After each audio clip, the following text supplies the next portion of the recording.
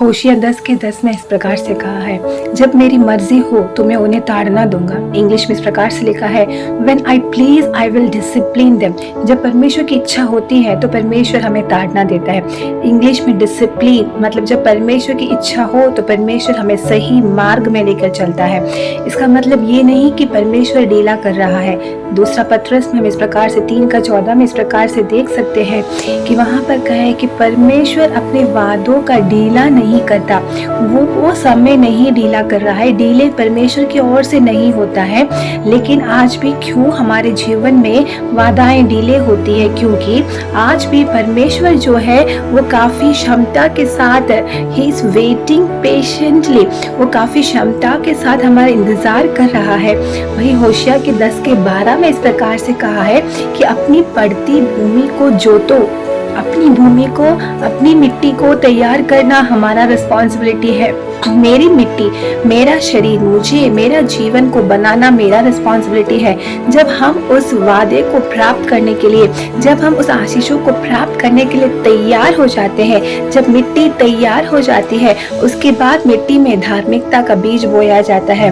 होशियार 10:12 में ऐसा कहा गया है कि धार्मिकता की बीज बोना है। पहले अपनी मिट्टी को ब्रेकअप, उसमें थोड़ा सा काम करो, थोड़ा एफर्ट लेके अपनी मिट्टी को बनाओ। बनाने के बाद उसमें धार्मिकता का बीज बो, प्रेम का कटनी काटो। उसके बाद क्या होता है? परमेश्वर की खोज करो, परमेश्वर को हम ढूंढने लगो, परमेश्वर के बारे में और गहराई में जानने लगो। तब क्या होती है? वर्षा, धार्मिकता की वर्षा हमारे ऊपर आ बरसती है, वर्षा हमारे जीवन में आने लगती है।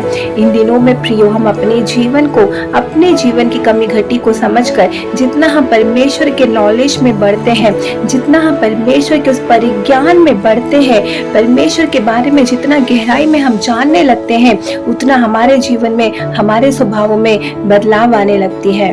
आप जानते होंगे ना, जब हमारे भाई बहन घर पे माता पिता है तो जिस दिन पापा का मूड खराब रहता है तो हम उस हिसाब से बिहेव करते हैं। स्कूल में जाते हैं, टीचर्स का मूड देखकर हम जो है वो अपना बिहेव चेंज कर लेते हैं। टीचर का मूड अच्छा है तो हम उस दिन हंस के रहते हैं, बट टीचर का मूड अगर खराब है तो हम थोड़ा सीरियस रहते हैं।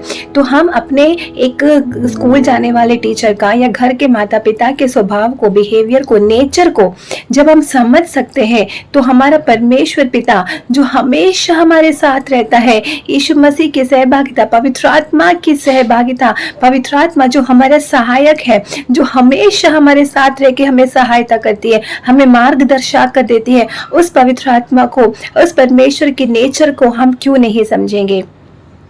आने वाले दिनों में हम उस परमेश्वर की परिज्ञान को समझकर अपनी मिट्टी में बीज बोने के लिए, अपनी मिट्टी को तैयार करके, खुद को तैयार करके परमेश्वर की वादाओं को प्राप्त करने का, उसकी धार्मिकता प्रकट करने के लिए वो विश्वास योग्य है।